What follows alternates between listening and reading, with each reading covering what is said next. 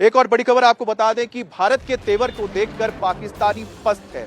पाकिस्तानी सेना जहां लगातार अपने आप को दुनिया के सामने बताने की कोशिश करे कि नहीं हमारे पास ताकत है, अपने जहाज दिखा रहे हैं, अपने टैंक्स दिखा रहे हैं, लेकिन हकीकत क्या है ये दुनिया जानती है।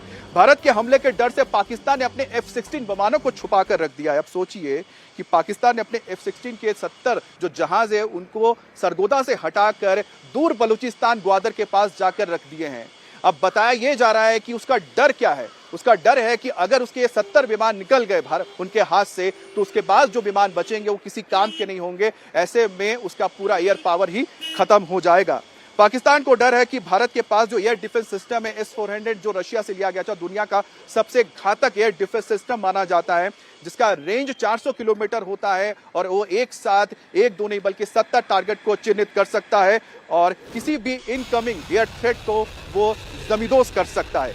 दरअसल पाकिस्तान को डर है कि भारत रूस से खरीदे गए S-400 का इस्तेमाल कर सकता है पाकिस्तान के फाइटर्स के जरिए, और पाकिस्तान के फाइटर जैसे कि F-16 जिसका इस्तेमाल वो करने की सोच भी नहीं सकता, क्योंकि ना सिर्फ S-400, क्योंकि उसने पिछली बार की थी तो उसका एक S-400 तो नहीं था, लेकिन हमारे MiG-29 ने F-16 को मार गिराया था अभिनंदन के जरिए। तो उसका डर भी इस वक्त पाकिस्तान के अंदर है। S-400 सिर्फ 4 देशों के पास इस वक्त मौजूद है, जिसमें रशिया एक है, टर्की है, चीन है और चौथा है भारत।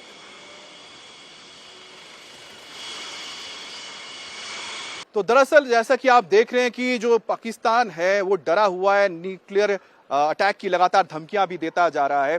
दरअसल हो क्या रहा है देखिए पाकिस्तान के अंदर कि पाकिस्तान के जो दहशतगर्द हैं एक तो वो छिप गए हैं और दूसरी तो उनके जो आका हैं यानी कि जो पाकिस्तानी फौज है वो भी डरे हुए हैं, अब आपको बता रहे हैं। और इसकी सबसे बड़ी वजह है कि भारत की जो लाइनअप है, भारत ने जो एयर पावर अपना रखा है, भारत ने जो डिफेंस सिस्टम रखा है वो पाकिस्तान के मुकाबले कई मायनों में बेहतर है।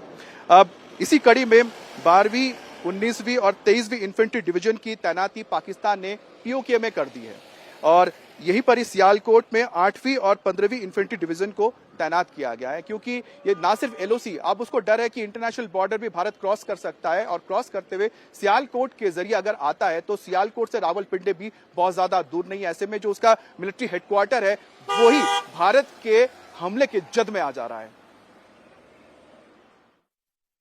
टेट फॉर टैट का मतलब ये है कि हम हाथ पे हाथ धरे बैठे नहीं रहेंगे, हम उसको जवाब देंगे और ईंट का जवाब पत्थर से देंगे।